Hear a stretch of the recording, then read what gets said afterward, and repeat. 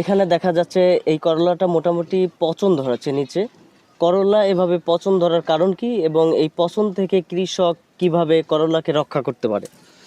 এটা মূলত পছন্দ না, এটা হলো আপনার পানির শূন্যতার কারণে এরকম হয়েছে। এখানে পানি দিলে সেচ দিলে তখন এই গাছে পানি পাবে, তাহলে করলাটা পুষ্ট থাকবে। তার মানে করলা পছন্দটা অন্যরকম।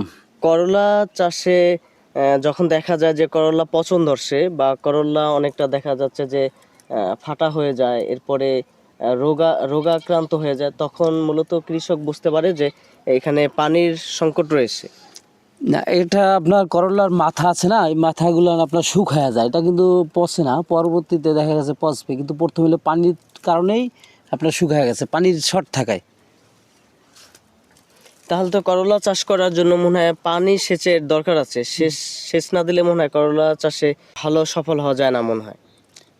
সেচ দিতেই হবে, শুধু এই ড্রেনগুলো আছে, ড্রেনগুলো পানি দেওয়া তলা রাখতে হবে। গাছের গোড়া শুকনা থাকবে, এই ড্রেন পানিতে থাকবে, তখন এই গাছ পুষ্ট থাকবে, ভালো থাকবে। আপনারা এখানে কি সেচ দেওয়ার কোনো ব্যবস্থা রাখছেন আপনি? হ্যাঁ, সেচ দেওয়ার ব্যবস্থা আছে, আমার এই যে ড্রেন আছে এগুলান, আপনি এগুলা পানি সেচ দেওয়া। মূলত কিভাবে দেন? পানিটা এখানে কিভাবে সংরক্ষণ করে?